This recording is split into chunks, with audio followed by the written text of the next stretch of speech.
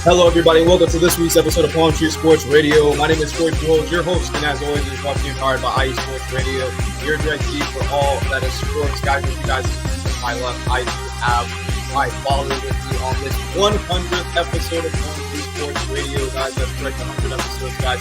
Super excited to join this, to have him join me on this show for this special occasion. So, guys, we do have your regular scheduled NFL to start, basketball, college basketball, and NHL to get you wrapped up this evening, guys. We are watching the AFC Championship game, the Buffalo Bills and the Kansas City Chiefs as well. So yes, it is an all-around moment for the 100th episode of Palm Tree Sports Radio. But keep it locked here with me and my dad for this week's episode of Palm Tree Sports Radio. Again, the 100th episode of Palm Tree Sports Radio. Thank you for having it here on IE Sports Radio. Yours truly. We'll be back with you in a few moments. Keep it locked here.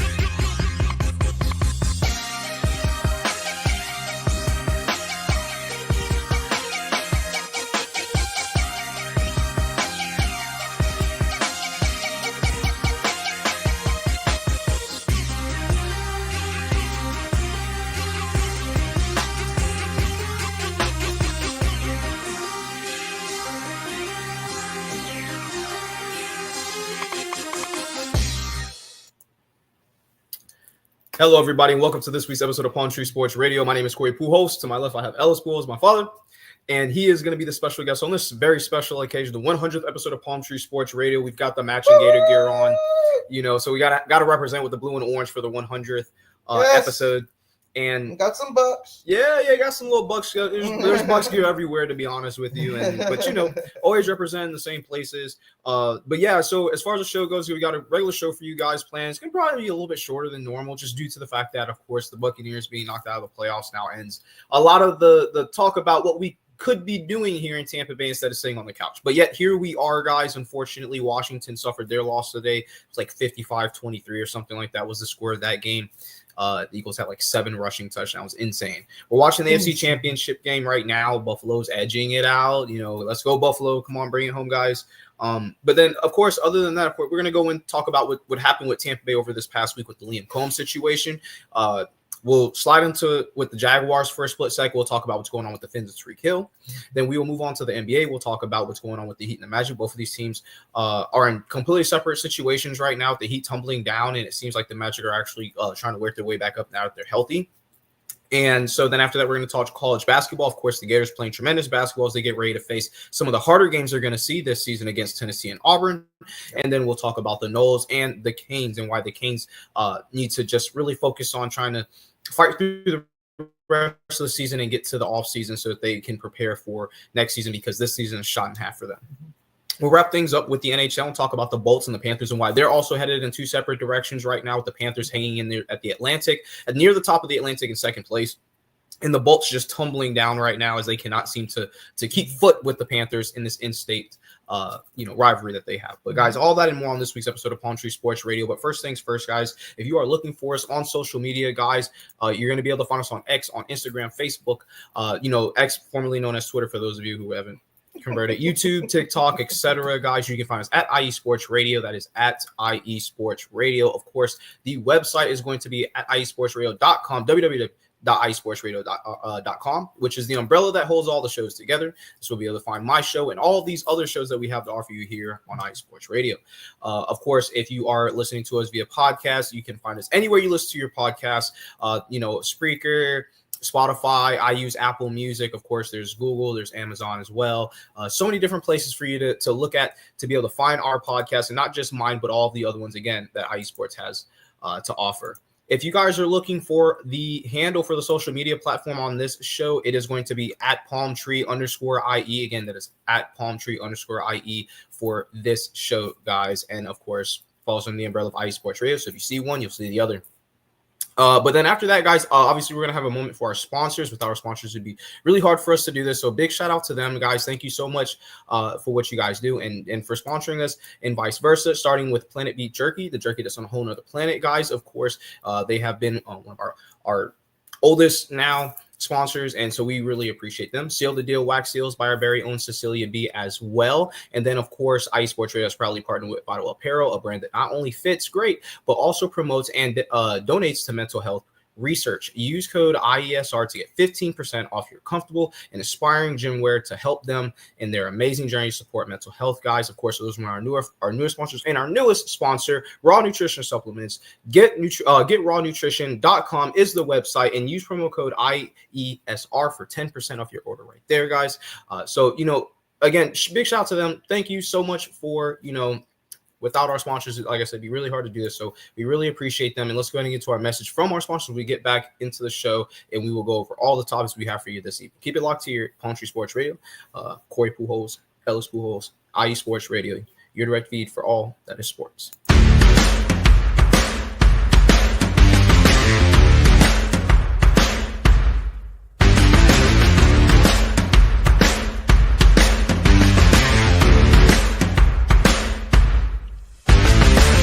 IE Sports Radio fans, this show is brought to you by Planet Jerky Premium Brisket Beef Jerky.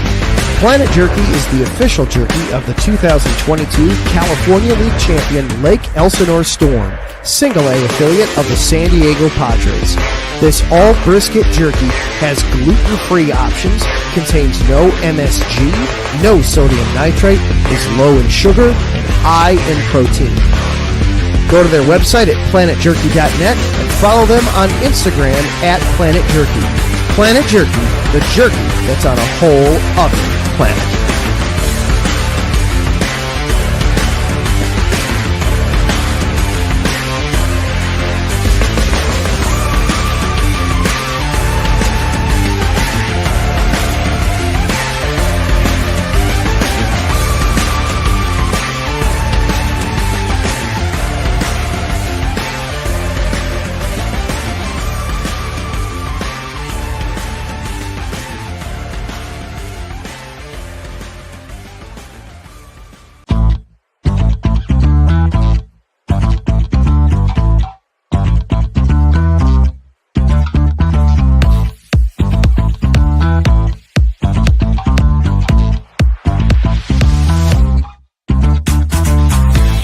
Hey there, IE Sports Radio fans. Be sure to check out our sponsor, Seal the Deal Wax Seals by Cecilia B.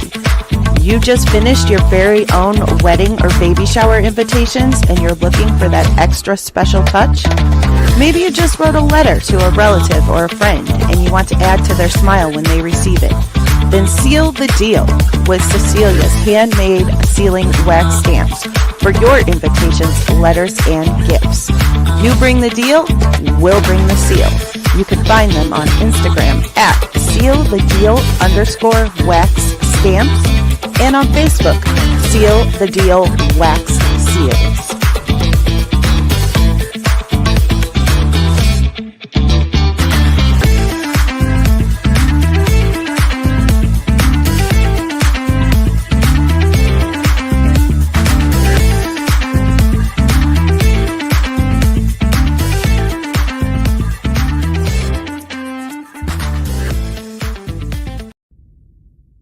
rise and shine. It's 4 a.m. The stars are still out.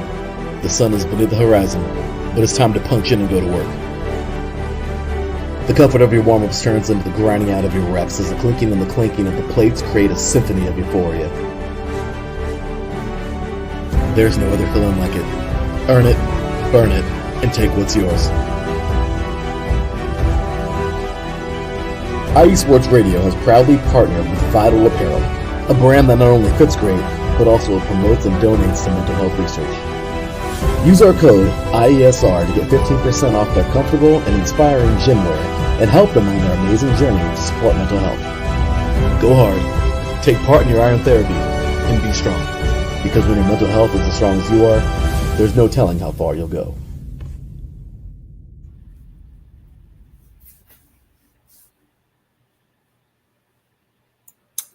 And we are back, guys. Again, welcome to Palm Tree Sports Radio. My name is Corey Pujols, along with Ellis Pujols, my co-host for this evening on this 100th episode of Palm Tree Sports Radio. Welcome, guys. Before we get started to anything, let's go ahead and run over to the chat real quick and say hey to T-Rod. Hey, T-Rod. It's good to see you, big dog. Glad to have you here this evening, guys. And, let's have a great show, yeah? Let's have a great show. So, there's been a lot of drama this past week in Tampa Bay. Basically just in Florida right now. For those of you who have kind of missed out, before I let you go on he's got a lot to say about this, so I'm going to let him, headbutting the camera, y'all. I'm going to let him go off in a minute to say what he has to say about this. This is actually going to be the bigger part of the show for him because this is something that's happened before to Tampa Bay. If you guys are as old as we are, you remember Bill Parcells was supposed to come here to Tampa Bay 1991. That's correct. And, instead of coming here, he went elsewhere and won a Super Bowl. Mm-hmm. So, yeah, this is not the first time this has happened, but this is definitely the time that it hurts the most. In comparison, you guys have to take into consideration how much surrounds this situation. Baker Mayfield, I don't think throughout his NFL career has played with the same offensive coordinator for more than a year. I don't think he's had one 2 years in a row yet. Yeah, if I remember correctly, I don't think he has had one either, and he's been in the NFL for quite a few years now. So I say that to say that obviously Baker's got to be frustrated, even though he's a G. He's gonna walk that off, but it's still frustrating. He is. He's a baller. We know this. I mean, he's going to be good no matter who it is.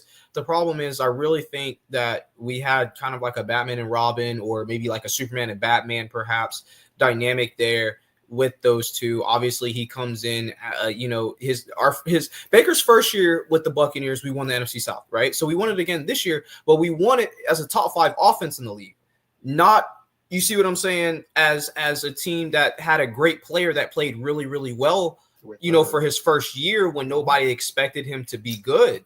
That's not what we're talking about here. So with Liam Cohen coming here, already having continuity, having worked with him there with the Rams organization, obviously that was going to really help him out, and it did. And I think that, Baker enjoyed the best year of his NFL career, and I really think that it had a lot to do with Liam Cohen, his play calling, and his ability to put Baker in situations to succeed, especially, given everything that Baker's going through. To say now, with all that being said, what happened is that the Buccaneers knew that obviously Liam Cohen is a very gifted offensive coordinator. I mean, that's obvious, right? But obviously, he's being wanted as a head coach as well. And it wasn't just Jacksonville. I'm pretty sure there were other teams that were looking at him as well as other guys, but specifically Jacksonville, just in such a place that you didn't think that would come from.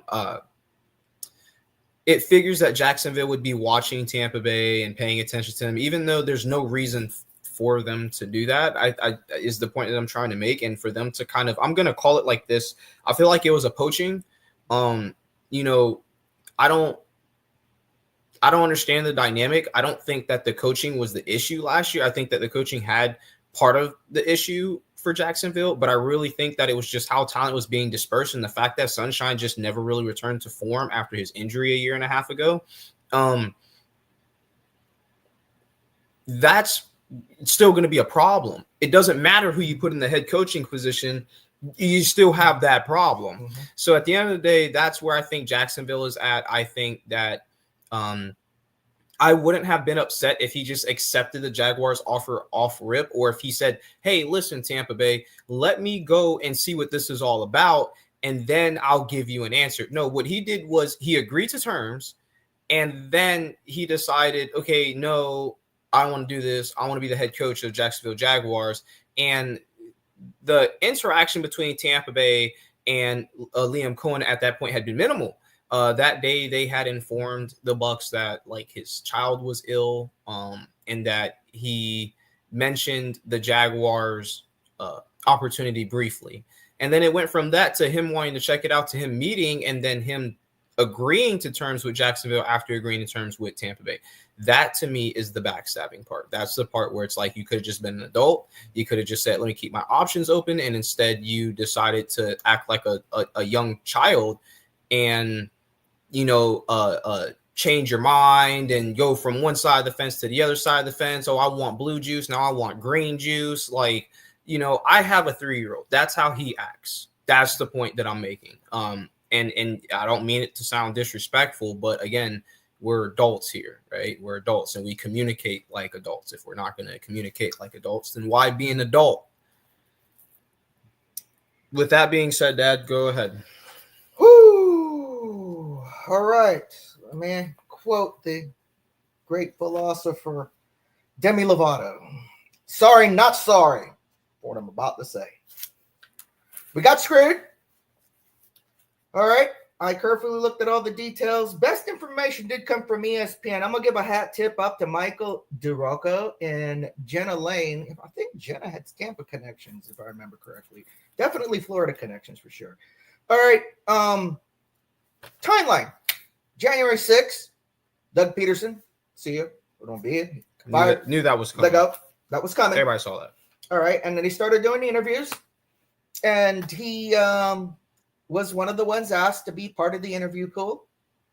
He was offered an interview, and the Bucks acquiesced on the 7th. Such a genuine team there. And Coach Bowles even said that the experience might be good for him to go out there, get that, because he does have ambitions of being a head coach. All right. So he was offered an interview for Thursday morning. Okay. And during all this time here, we found out that the Bucks, Jason Light, had said, give us a number. What range? Just keep you here in Tampa Bay. Best GM in the league, by the way. Yes. Best GM in the league. If you're going to be sorry for this mistake, buddy, I'm going to let you know that. I don't know if I should call him Liar Cohen or Benedict Arnold Cohen. But anyway. Mm-hmm. This long nose Cohen. Yeah. Well, that may put that. I didn't even think about that one. Anyway, he said between $4 to $5 million a year for multiple years, and the Bucks are known for having coaches in waiting, just like our current coaches, because he took over from Bruce Arians. A lot of great franchises do that, for the record. Yes. So climbing up the Steelers, tree, Ravens. It provides stability. I'm just saying. Yes, but come to find out some things about Liam Cohen that makes you show that he's not stable. Okay, I'm just going to continue with this here. Cohen agreed to drop out of the interview pool. It was approximately about 10 a.m. on Wednesday. Incredible. Okay, hours later, general manager Trent Baalke was fired. It was after 3 p.m., so you're talking about 5 hours later that this had happened. Okay, Tony Khan, who I love him for AEW. I know you do. We love AEW. Okay, we love AEW. I'm taking nothing away, But let's just say that his managing skills or ownership skills with the Jaguars are left lacking. Questionable. Okay, and you may regret that too, Cohen, except you probably went for this in the first place. All about the money. Whatever. All right. Thursday. Got a call. Well, actually, let's go to Wednesday night. Wednesday night, it looks like owner Tony Khan wanted to talk directly to Liam Cohen. Of course he did. And then on Thursday, there he goes back up to Jacksonville. he makes an excuse through his agent, Jocks McClendon. We will call him the asshole of the day. Yes, I did say that. Okay, text that the Bucks had text that Cohen had an appointment at 11 a.m. and it didn't say what it was at the time, at least according to the reporting on here. Okay, but come to find out later on that he did get interviewed, and as the day went along, he later on got a hold of the Buccaneers. This was approximately 5:50 p.m. Okay. And said that he may consider the Jacksonville job. But it looks like that somebody from the Jaguars facility leaked it out to Tampa Bay that he was already there. So the Bucs were aware of what was going on. Now, previously on Thursday morning, he had asked if he would get the paperwork to sign a new contract with Tampa Bay. So Tampa Bay at that time did not know that Liam Cohen was on his way to Jacksonville to jack us up. Okay? No disrespect to Duval. Duval, we love y'all. We know this is the dirty part of business. Okay? But let me continue. All right?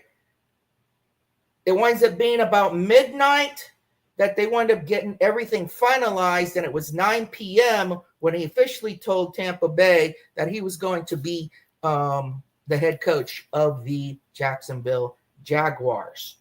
Now, there were definitely some interesting things that I saw over here. First of all, 5 years, approximately $12 million a year is what we're looking at here. So we probably could have did that. You know, I may respectfully disagree with you on that. Hey, actually. listen, I may not have been the right call. Yeah, but, I mean, it's like they definitely wanted him. There's no doubt about that. I guess. Okay, and like I said, I got on here, Jacksonville was concerned that he would be the coach in waiting for Tampa Bay, and they wanted to grab him now before it was too late. So if you're Tony Khan, that's selfish. Why y'all just ain't grab him when y'all had an offensive coordinator vacancy to begin with? The fact of the matter is, Tampa Bay should have signed him.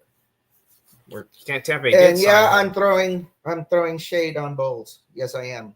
Okay, and even though he's taken us to the playoffs, you know, it just seems like there's something missing.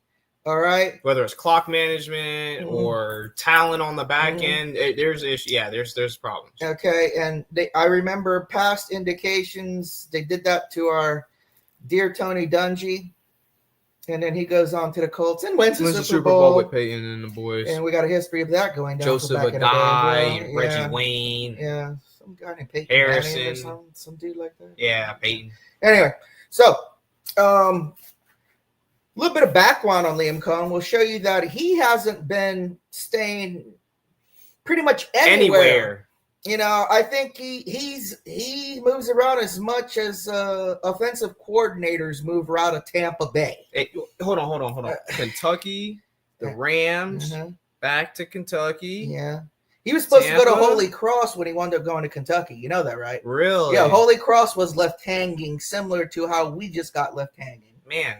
Okay.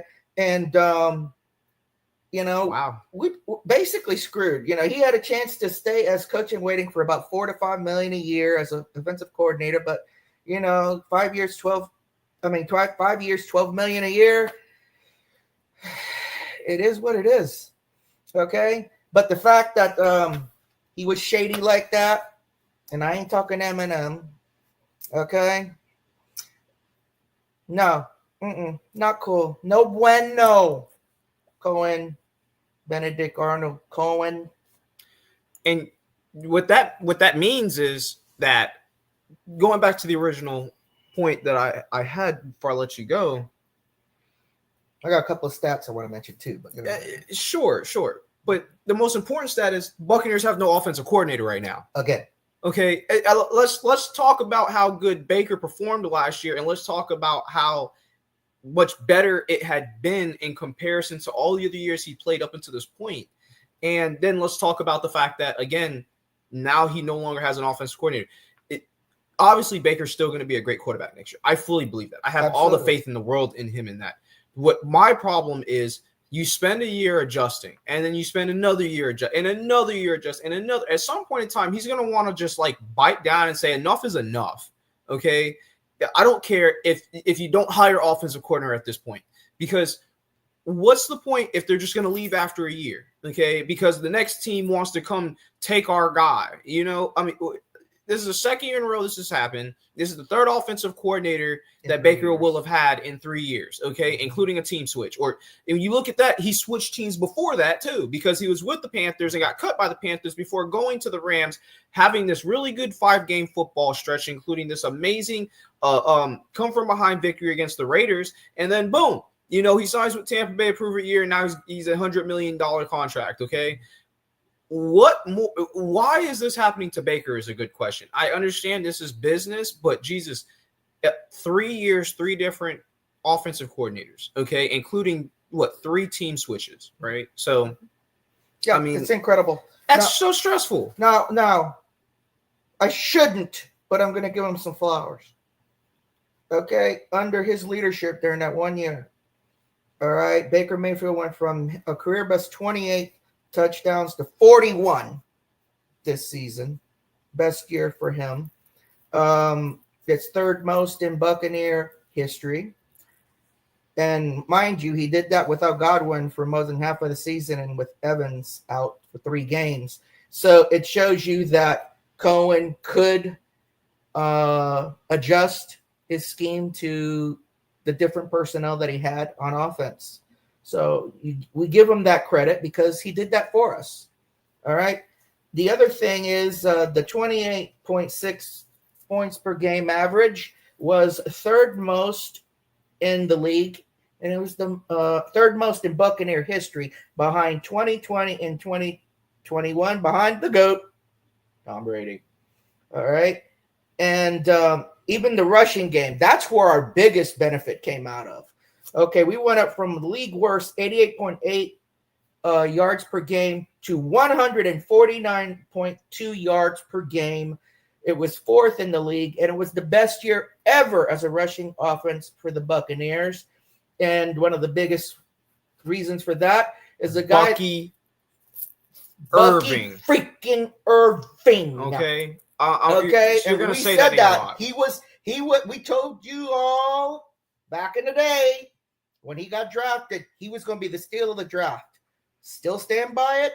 Proven by that. Just go look at the tape. I mean, listen, at the end of the day, all you got to do is watch college football. Let's use Saquon Barkley, for example, right here. Everybody knew that Saquon Barkley could have gone anywhere else from New York.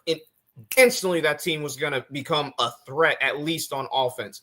Then he goes over to the Eagles, which, of course, I mentioned on the show, I hope that the Buccaneers had tried to sign him and whatnot, knowing that we were in a position after the Leonard Fournette, deal that we were going to need, another running back there. And, of course, having Bucky Irving I still obviously am in love with this pick of Bucky Irving. He is an absolute stud at running back. But this was one of the reasons why, because we look at Saquon Barkley and you say, dang, man, who knew he was going to be that good? All the people who watched Penn State. Everybody who watched Penn State, you know who else played for Penn State? Chris Godwin. We knew he was going to be good. We watch college football. You guys should watch it too, guys. I mean, I thought it was one of the best teams they ever had. Was it? Yeah. Conkey was it? No, not McConkey. It was the tight end was Mike Gesicki. Mike Gesicki. Okay. And my the goodness, quarterback, a very talented Penn State. The quarterback was what's his name, bro? I liked him too, bro. He was good. They had a couple of good quarterbacks back to back, but the point being, when you watch Oregon, yeah, I get it. They threw the ball a lot, but when they handed the ball off, what did you see? You saw Bucky, and Bucky went crazy for the better part of 2 years with them. So, it'd be interesting to see how they handle him year 2. What do you mean interesting? He's running back 1. I hand the ball off to him 20, 25 times a game and then see what happens after that. I think that's the only way to coach that kind of talent. Okay. I mean, you see what they do with Saquon, and they had 7 rushing touchdowns today, 55 points. So I remember some Hall of Famer last name Sanders or something like that. What Who played for Detroit? Who was that guy? Barry Sanders. Barry Sanders. I mean, it kind of gives me some of that vibe. You get Barry Sanders I get vibes? some Barry Sanders vibe. I like it. I like it. Yeah. Well, listen. Future's bright there. Yes. Well, listen, that's what it is for Tampa Bay right now. All eyes are on Jacksonville to see what becomes of the situation moving forward. Of course, Tampa Bay feels backstabbed. We feel our hearts are ripped out from right out of our chests, and here we are on the hunt for something else that we may not find a better version of because, like you said, we have to give him his flowers, and we will. Mm-hmm. For the Jaguars, all I can tell you is IDK kind of dirty, bro. IDK kind of dirty. Yeah, that's it. The main thing on this is that he had not signed a contract with Tampa Bay yet. So technically he was available, and I don't think any rules were broken. I don't think Tampa will get compensated. Aside from telling somebody you're going to do something and then not doing it. Yeah, it comes down to the fact that a man's word these days just bothers me. Well, bothers me. And 2025, here we are, right? Real quick, guys, before we get into our first break of the evening, for the Fins, it's very simple. Obviously, there's the drama in Miami has been with Tyreek Hill. Mr. Tyreek Hill has now doubled down on wanting to stay in Miami, and he quote unquote wants to fix things and to get the right people involved into this team. And so we will see what happens with that. But for Tyreek, I don't know. He's been a bit of a diva, and I think that he's got to find a way to just understand it's not always going to go his way. I don't think he stays in Miami. I don't care if he stays in Miami or what he does. What he does doesn't concern me. What I want him to do is to be quiet. That's what I want him to do. I want him to play football. I don't want all this. Oh, this and that, and or Tampa Bay is 3 hours away. Mm-hmm. I just want to play with dogs. I want to win a Super Bowl. Yeah, I get it, bro. Says every football player ever, right? But yeah, I mean, hey, whatever. Go ahead. I hear you.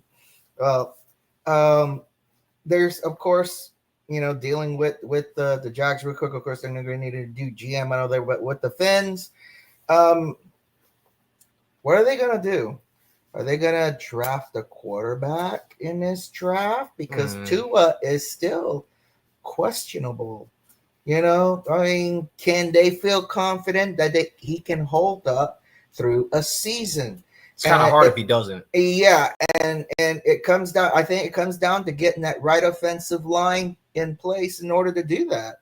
If you can't do that, then the alternative is try to have a good backup in place just in case. But it still bothers me with all of those concussions that he's had, and remembering the things that happened with Steve Young and with others. Mm-hmm. And some of them dealing with the CTE and what happened to them after they got out of the NFL.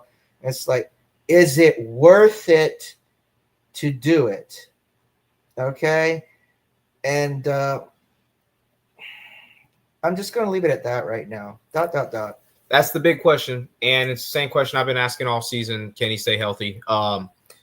If he can stay healthy, more power to him. But yeah, I think there is a third option, of course, and that third option is something that obviously I doubt they want to look into as much as they should, and that's have an outstanding run game. Obviously, we see a lot of these quarterbacks who have great running backs behind them.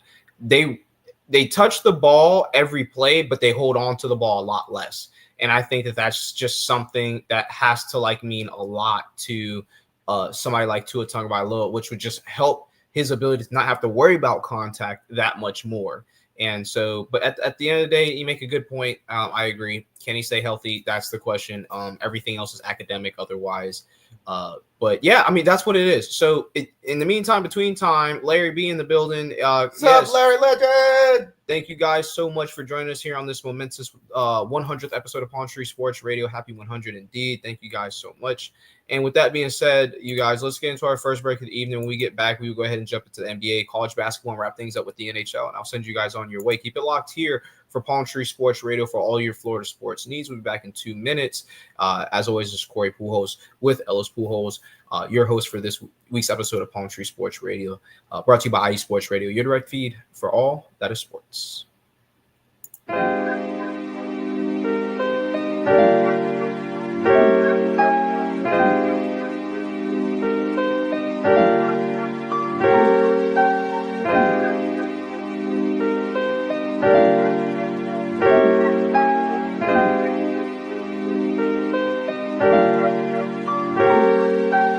Hello, ladies and gentlemen. My name is Davidson. It's your boy Dentarius Law. And we're the hosts of Fast Break here on IE Sports Radio, where we discuss everything in the world of basketball from prep to the pros. You guys should definitely check us out, man. Sunday, 8 p.m. Eastern, 5 p.m. Pacific. We got all the basketball information you guys need, so we look forward to you guys listening in. And please do, because we are the best basketball show on this side of the Mississippi. And please do check us out on Twitter at FastBreakISR. D-Lock, where's our time again? 8 p.m. Eastern, 5 p.m. Pacific. That gives you guys spending time on a Sunday. Tune in.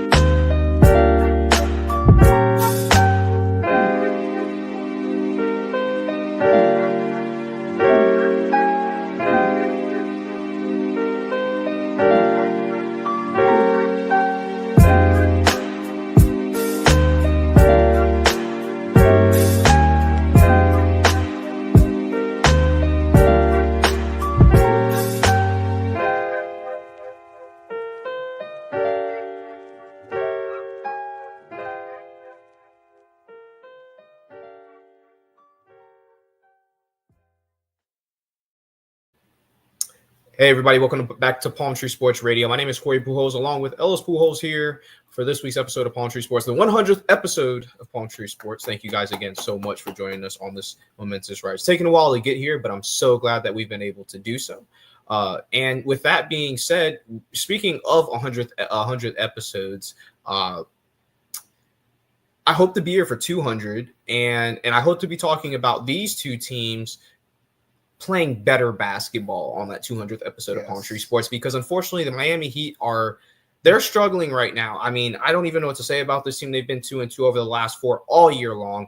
They're sitting right now at 22-22. It's a 500 record right now, which is not really good when you're in the same division with the Celtics and with the Orlando Magic and the Knicks and the Bucks and you get the idea. There's just a ton of teams out there playing tremendous basketball, at least better basketball than Miami is. And of course, with all the drama that Miami is experiencing, you would think to yourself, like, okay, hey, listen, there's a lot more going on than meets the eye. Obviously, there are off the court issues.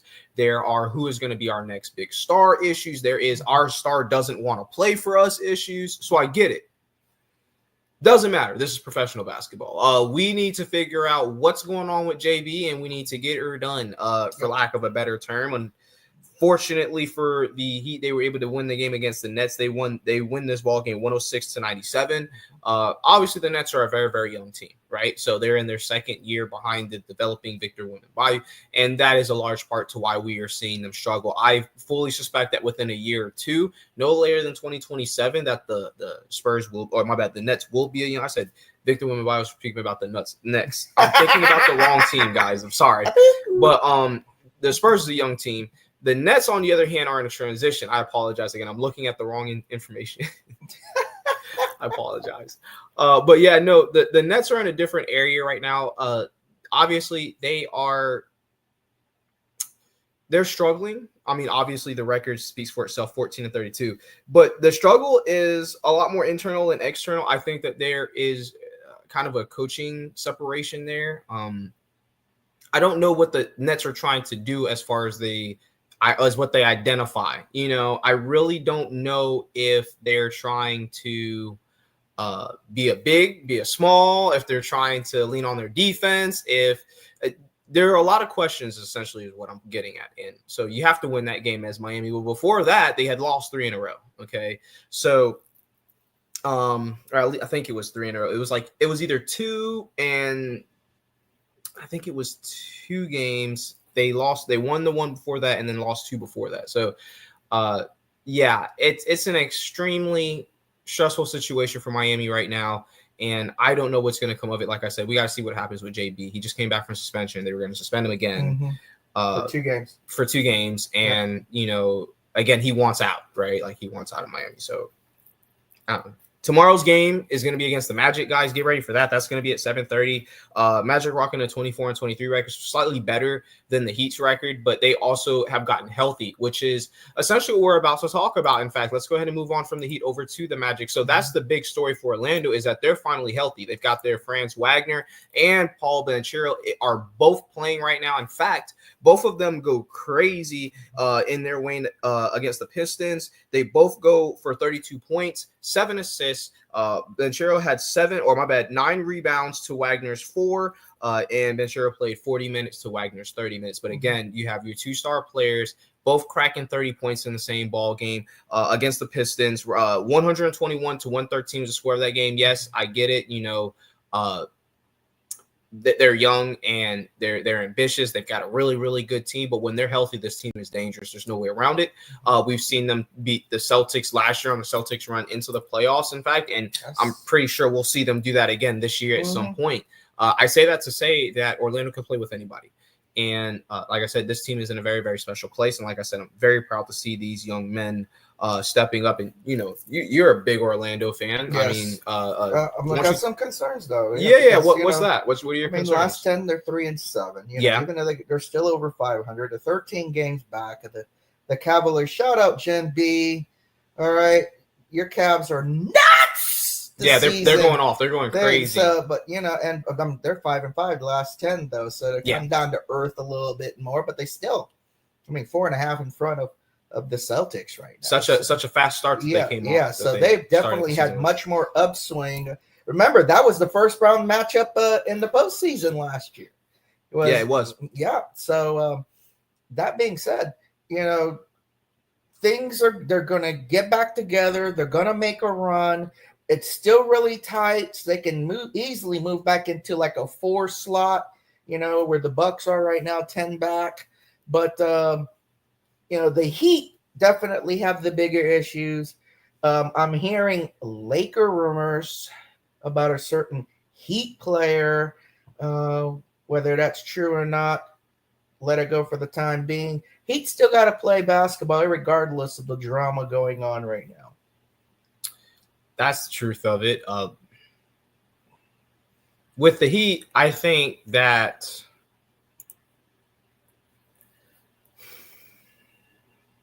there was that taste of the finals in the bubble. Yeah. And I don't think that taste ever really exited. You guys ever eat something and it's super delicious, right? But then the next time you eat it, it doesn't taste as good as that first time that you had it.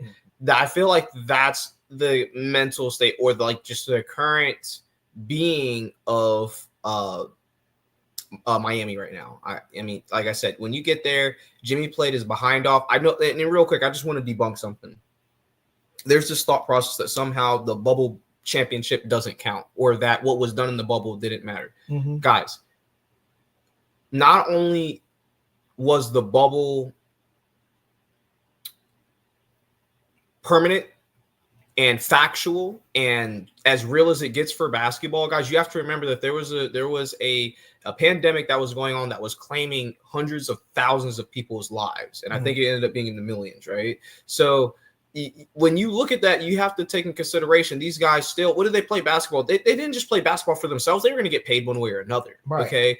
They're also playing basketball for us. Mm-hmm. Okay. They were playing basketball so we had something to enjoy. And I don't know about you guys, but I watched a ton of basketball. Mm-hmm. I did.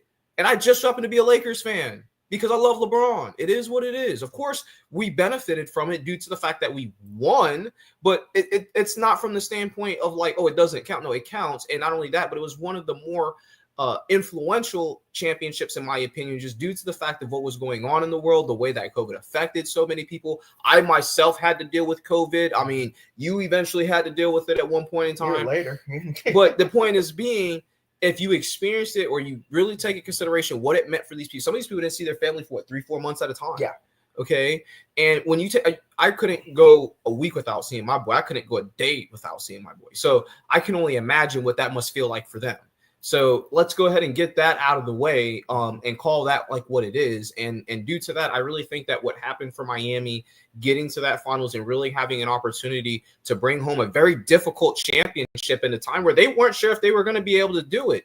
I got to admit, you know, it's extremely unfortunate, but it is what it is for Miami, and there's nothing we can do about that. There's nothing we can do about that. All right, let me break it since I just said it. Yeah, I get you. Yeah, whatever. Go ahead, dude. Go ahead. All right, 1:14 left. Kansas City just got the first down that's going to end the game.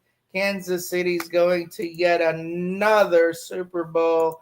I mean, they're going to go up against the Philadelphia Eagles for the second time in 3 years. And yeah, guys, I'll go ahead and just say it. I am beyond sick and tired of this narrative that the NFL is shoving down our throats. I mean, no disrespect to any of these teams, but if these are the two teams that we're going to hang our hats on for the next decade, guys, I will literally just watch college football and I won't watch pro football, because realistically speaking, this is ridiculous. And it's not just because they're good. If you watch Chiefs football all year long, you've seen that they've benefited from having zebras that just pad the way for them all season long. The Tampa Bay Buccaneer game was a perfect example. If you didn't watch that, I'm sorry. It's called robbery. At the end of the day, it is what it is. It's a really shitty narrative, and we need to bury it and move on with something else. I don't care if it's the Texans at this point, but please just give us something different, please. Yeah. Please. Well, incidentally, on that clinching first down play, it was the Gator Perrin. Michael P. Ryan. Yeah, of course, it was the Gator, right? It doesn't make this feel any better. No. It doesn't make it feel any better. Still Gator. So Speaking of the Gators, segue it, baby. Speaking of the Gators, they're playing tremendous basketball right now. Yes. So guys, Gators are rocking 18-2 record, good enough for third place in the SEC. This team is gifted. Best backcourt in basketball, Martin and Clayton back there. Those guys can make it rain. Those guys can distribute the basketball. It's exactly what they did on their South Carolina victory, 70-69 victory. That was Wednesday, January 22nd. And then right after that, they go ahead and double up a victory over Georgia. Always feels good to beat Georgia. It doesn't matter what the sport is. We love to beat that university. We have done so 12 times in a row, in fact. 89-59 scored that ball game. Like I said, Martin and Clayton, probably best backcourt in basketball. Both of these guys go off for 17 points, and also 5 guys get into the double-digit scoring range for the Florida Gators, as it was an assist fest all game long. Distributing the ball, hitting from beyond the arc with 4 separate players, and then, of course, just being able to get down low, have some excellent bigs to be able to get the ball, some athletic guys that are really able to just finish there at the hoop. A lot of transition, a lot of defense in these last couple of games. Close scare there against South Carolina, who's a very ballsy team, of course. So, it doesn't surprise me that they came out to play. Congratulations to the Florida Gators on another double victory there this past week. Feels good to be a Florida Gator. But things get tough now. Yes, but, I'll tell you, that South Carolina game, the only time they had the lead in that game was with like 3 seconds left. Was with 3 seconds left on the clock. Yeah. Okay. Sometimes I wonder if the Gators were playing to the level of their competition. Okay. Yeah, stop doing that. Blow them guys out if you got to. I mean, granted, yes, we have 2 losses, right? And one of them was to Mizzou. Yeah, which got ranked after that game, 23rd. Pretty good Mizzou team. Okay. They came to play that day. So I guess they were the latest 9th SEC team in the top 25. Best conference, period. And just sports and the history of everything. Not sorry. Yeah. Anyway. Okay. Love the SEC. And the last 2 games, they have blown out their inferior foes. And that's how it should be. You need to beat the teams you should beat. Agreed. Okay. Now we're going to get into this thing. We're going to have round number 2 with Tennessee. Yep, round number 2. We were ready for that. We knew it was coming, guys. And 6th ranked Tennessee. Yes. So this could be a good barometer at this point to see where we're at. Now, I have concerns on the level of play with our Gators, and I'm wondering if we got enough depth off the bench for this run, because you wind up playing about 30 something games in a season. And when you're talking about the amount of time that the starters are spending on the court, yeah, there's going to be some questions about getting deep into the March Madness pool and trying to come out with as a conference champion in the SEC right now. Yeah, you make a good point there. Yeah, and plus, these next few games, we're going to be playing a lot of ranked teams before we get to the SEC tournament. Okay, so we still got some major basketball to play. And even though we're sitting 5th in the nation right now with the record that we have, we got to still play sound technical basketball and play good defense to continue to stay up there where we are. Because when we lose, it seems like that's what happens, right? Like, I think our offense will carry us, but so far we've stifled maybe once or twice all year. We were able to recover one of those times for sure. But realistically speaking, against Kentucky, we were just a step behind, essentially. And as you mentioned before, sometimes defense is the issue. I thought that also that there was no defense in that game. 109, 106. What defense? Like you said, there was. So obviously defense was an issue. But the other thing that was an issue was also making the most out of the possessions. And the reason why I say that is because offensive rebounds is something that people don't really pay attention to. When you see a great team fall short, a lot of the time it's something so small and fixable. And for the Gators in that game, it was offensive rebounding. They were at one point offensively rebounding properly and very well, and then it just kind of went away after the first period. And so that's one of the things that I look at and I say, all right, Gators, there are little things, all right, and you're undefeated right now. You're still undefeated. Like I said, Gators are one of the best team in college basketball, but like you said, we have questions about moving on into the SEC tournament. So let's see how these guys did, but I'm very excited with how they're doing right now, and it looks like they're getting their minds about got to play better defense stuff. Main thing. All I'm saying is, what if the Gators win it all, and then they do it again with DJ Lagway? That's all I'm saying. That's reminiscent of some other year. Some other years, wasn't it? It was year because it was almost years. It was almost years. We lost in the Final Four that one time. We lost in the Final Four that one time. But then we came back and we won it the next time. Absolutely. Yeah. Absolutely. Those were great years. Gators have done that before, guys. They have done that before. Did it before, and they'll do it again. And they'll do it again. And let's see what next year looks like. Just for the record, DJ Lagway ranked as the 3rd best quarterback in college football in the way too early polls for the NCAA 2025-26 season.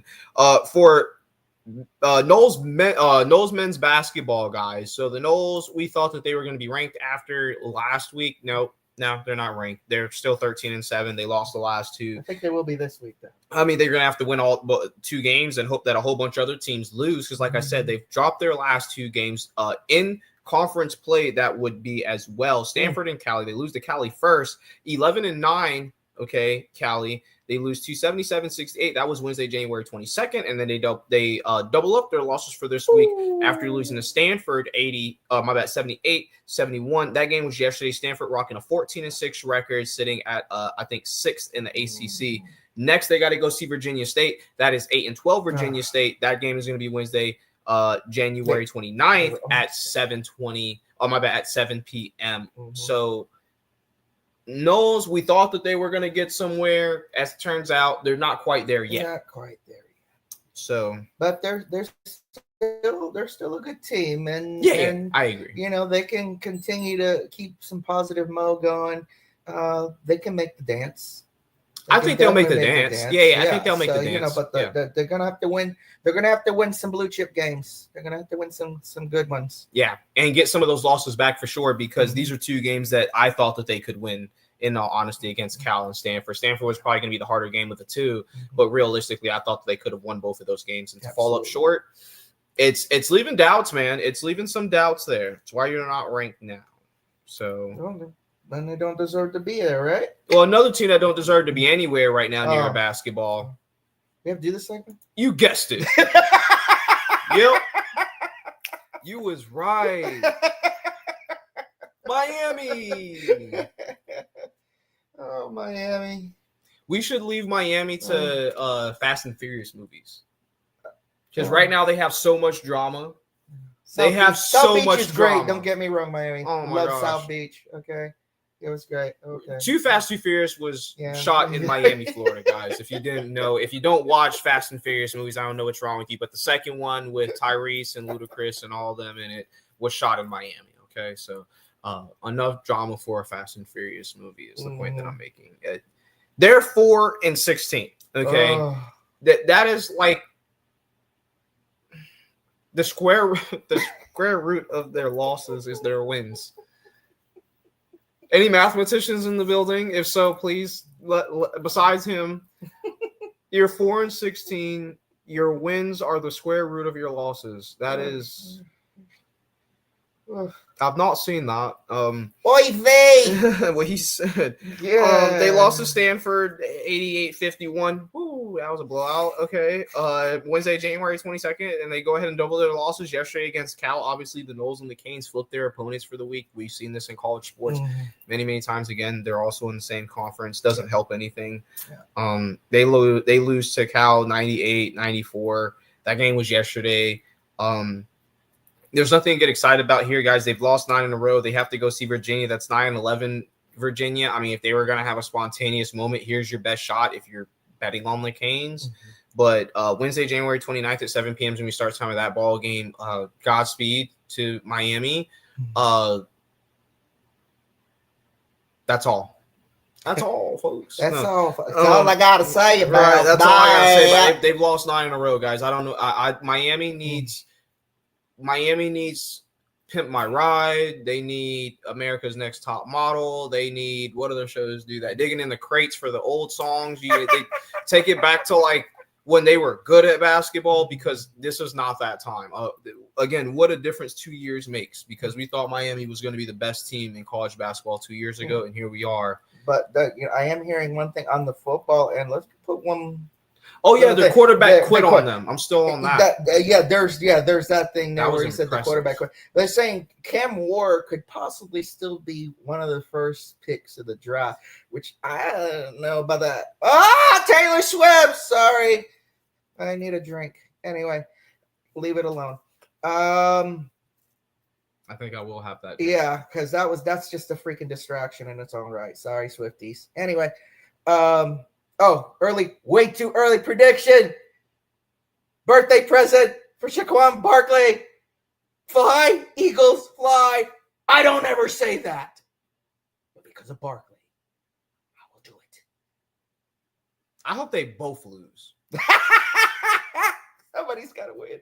I hope the venue gets shut down for like some type of like eating equality issue, and they can't have the Super Bowl there, and then it like forces them to have it like in Canada or something. Like, I don't want either of these teams to it. Yeah, sure, fly Eagles, fly. If I literally have to like choose between like if there was money on it and it wasn't my money, but I was gonna make money by placing this bet, I'd go Eagles, just because I am over Patricia Mahomes and the Kansas City, whatever you want to call them. I don't know.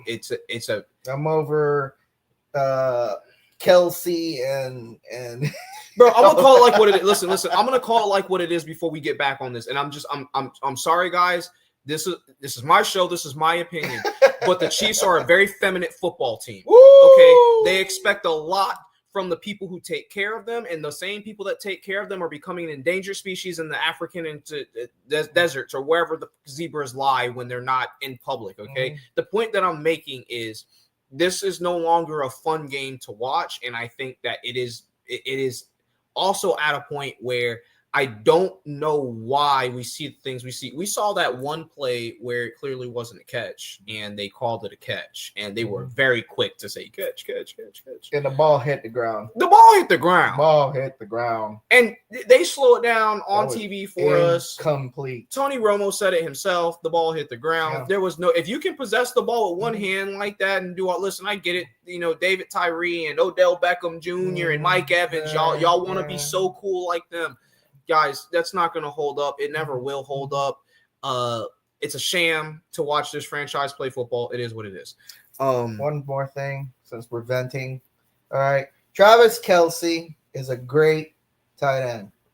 He is not Rob Gronkowski. I'm tired of hearing it. Yeah. He's not Gronkowski. And Patrick isn't Tom. My bad. Patricia isn't Tom. Okay. And when Kansas City played Tampa Bay, who was the difference in that game? It was definitely Tom. Yeah. Tom and Gronk. And Gronk. Yeah. He Gronk had 2 touchdowns. Yeah, he had 2 touchdowns. Thank you very much. Almost 100 yards receiving. So, I don't want to hear it. Yeah. Period.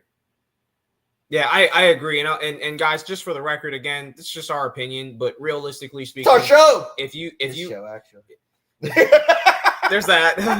But I watch a lot of football. That's the point, okay? We have watched a lot of football, excuse me. And you get to a point where I just want to see a fair game. You know what I'm saying? And that's one of the things that I will give credit where credit is due. Up until about 10 years ago, we were seeing Super Bowls that if you scripted it that way, I got it. You remember that Cardinals Steelers Super Bowl? Bro, that whole season was amazing. The Packers Steelers Super Bowl, that whole season was amazing. And Tampa Bay had nothing to do with it. I'm not being biased. I just want to see good football. Yeah. I just want to see good football, guys. Okay? And by all means, I do not want to see Kansas City and the Refs versus the Eagles. I want to see 2 teams. Well, we saw that 2 years ago. Good football. Yeah, yes. We saw that 2 years ago. I know that, but I'm making that point, and I know I'm not in the minority in that statement. Well, I'm pretty sure we all agree right now that we would love to see Saquon Barkley get a ring on his birthday. Definitely. Anyway, all right, let's move on from that. I'm tired of seeing this team in red. They're not the real team in weird. In red. Yeah, it is time to bolt. It is time to bolt. Speaking of bolts. They're not quite where they should be right now. No. So the Bolts right now rocking a 26-19-3 record right now, which is not a terrible record, but it's not a great record either. Right. They lose to the Red Wings 2-0. That is the 23-21-5 Red Wings. Okay, so that is a rough game to lose right there, especially when on paper they're supposed to win that game. They were unable to do so, unfortunately. That game was yesterday. Don't worry, we have the Blackhawks coming up Tuesday, January 28th at 7 p.m. The Blackhawks are rocking a 15-28-5 record. This is an opportunity for the Bolts to try and get on their feet and develop some much-needed momentum moving into this middle part of the season that we're starting to approach, guys. 1-3 over the last 4, 5th in the Atlantic. Not good news for the Bolts. Okay, 8th seed in the conference right now. Not where we're used to being. Okay, gotta admit it's awkward. I don't like it. Bring us back, take us home, country road, take us home, okay? Because I don't like this. We've been playing terrible defense. We're beating ourselves up. We're beating ourselves in general. We spent a lot of time in the penalty box recently. There's another team with defensive issues. But you realize over the last 3 years, we've lost, 6 defensive men, and all of whom were very, very, very influential and very helpful in those Stanley Cup final runs that we made, a few years back. And I think that we're starting to pay the price for that now. We're trying to rely too much on offense. And the problem is offense does not convert to great defense, but defense does convert to great offense. And that's kind of the issue that we're having right now in Tampa Bay. Like I said, 1-3 over the last 4, not the type of Bolts hockey that is going to get us to a Stanley Cup appearance. And that's not the kind of team play that's going to help us beat the Panthers or any other team we may have to go see, including the team that the Panthers are about to go see. So, in fact, the Panthers are actually about to go see the Golden Knights. That is the 30-15-4 Golden Knights, currently rocking one of the best records in all of hockey. I think they just played. I can't remember, but I think they actually just played in there. No, it wasn't. It was the Bolts playing the Blackhawks. So this is going to be the first game. I have you log up, Jadon, here with the Golden Knights and Panthers. Oh, yeah, go ahead with it. Third period, 18:04 to go. Golden Knights 2, Panthers 1. Okay, so there we go. So the game already started. I knew the game was going to be today. And so there you go. 2-1. What was it? End of third? It's in the third period. In the third period. Okay, so there we go. The Panthers are one game behind them, exactly. Literally. 1 game behind them at 29, 18, and 3. So they've got a really, really good record, sitting at second place in the Atlantic, right behind the Maple Leafs. So with that being said, I think that the Panthers are in great position to make some noise. They'll start with a comeback from victory here. If they can get into a goal and get this in overtime, and hopefully at least in overtime, if nothing, at least it's not a loss. Yes. But that would be the idea here. The next game for them is going to be against the Kings. That's going to be Wednesday, January 29th at 7 p.m., guys. So if you're not doing anything on Wednesday, go check that out. I'll probably watch that game until AEW comes on, and then I'll switch over to that. But or maybe I won't, just to piss off Tony. No, I'm just playing. Just playing. Just kidding. I was gonna call him Tony Genghis Khan. Hey, listen. It's funny because like on AEW, like the last time we saw him, he got like his neck broke or something like that. So obviously it wasn't broken for real. It's pro wrestling, guys. It was pro wrestling. It's not real. But I wonder how much that had to do with him saying, I need to go over here and work on my Jacksonville Jaguars. They're terrible. They can't get it. Doug Peterson, get out. Like, I still have talent problems, but fire the head coach, Anyway.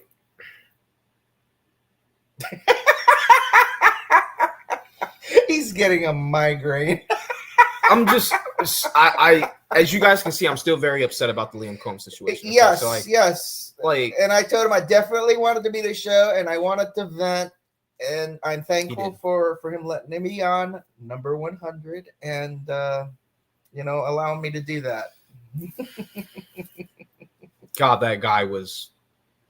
It's like it hurts. You know what it feels like? I'm gonna be honest. You know what it feels like, guys? It feels like when you're dating that one girl. You guys know when you're like in school, or like for me it was high school, right? It was school. And you're dating that one girl, and like you're like all in love with her and whatnot, right?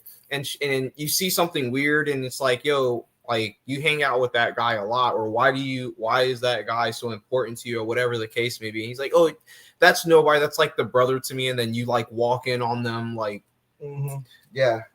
Dot. You know what I mean? Like that's what she's just a friend, right? That like that. All right, listen. Chris Brown said these ain't loyal. Okay, y'all remember when Chris Brown said that? Well, guess what? These head coaches ain't loyal. Okay, because he's a head coach. He's not an offensive coordinator anymore. He's a head coach Cohen's now. not loyal. Yeah, Cohen's not loyal, bro. These OCs not loyal, bro. They do anything for $1. You're just going a whole bunch of songs. Yeah, they do anything for $1, and including screw their partner, right? Right. So you forgot one thing. We're talking about the Ghosts of Past. Bill Parcells. Don't forget Chip Kelly, 2012. That was another one for the Gators or for the Bucks. For the Bucks, he was supposed to come to take. Yes. What? Yes. So why are they looking at him now? Very similar story. Because that's who they're looking at. Guys, that's who they're looking at right now. For the record, if you didn't know, Chip Kelly is the guy. Do not let history repeat itself, Tampa Bay. Here's what my problem is with Chip Kelly. Didn't he just like get run out of his last head coaching position for not being good enough to get the job done? Was it Oregon? I don't remember if it was Oregon or Texas A&M, but it was one of those shits. No, that was Oregon. It was Oregon. It was Oregon. And then like he left, and then like Bucky happened. Like right. Yeah. So Michael Penix. Michael Penix. Jalen McMillan. Yeah. So we'll talk about cap space and stuff with the Bucks next week, though. But they got a lot of work ahead, and hopefully we'll be coming with information about who the new offensive coordinator is going to be, guys. But until then, I think it is time for us to get ready to bid you guys. Thank you guys for joining us here on Palm Tree Sports Radio. We spent a little bit more time with you, but I really appreciate you guys did a whole fencing or the 100th episode, but still very special. Yeah. It was like from a true fan's perspective, and knowing what he meant today and what he was able to help bring, not just us, but Baker Mayfield and the rest of the offense, including Mike Evans, about. So a lot of massive stuff there. With all due respect, I'm not gonna say anything more negative or anything more positive. We are now headed our separate ways and made that bring the best in nature for us both as far as We don't play each other next year. we don't, but in 2027 we will. So keep that in mind, guys. We do play the Jaguars in 2027. They will be the required division foe for that year. So that's the only reason why I know that. But We play them in a preseason. We don't get that. yeah, we'll probably have them in the preseason though. It could be them and a few other bridge teams. We'll see. Let's check it out. Miami, but then Miami, like the Steelers. I'm looking at it. We'll see what happens. In the meantime, thank you again for joining us here on Sports Radio. Thank Corey Pujols and LS Pujols, episode 100! Episode 100. It is my pleasure to do this. I'll see you guys same time, same place next week. Stay blessed as we do this work. Take care. It is getting warm down here, so we're good. But if you're, getting snowy snow, I hope you guys are all right. Be careful. Know your driveways. Or clean the snow out of your driveway. Don't forget to warm your car before you drive it. Hey, seriously, that helps your car last longer. Warm your car up before you drive. You have to learn that the cold is not so true. In any case, guys, we'll see you same place, same time here on Sports Radio. Thank you. Brought to you by Sports Radio. University for all that is sport.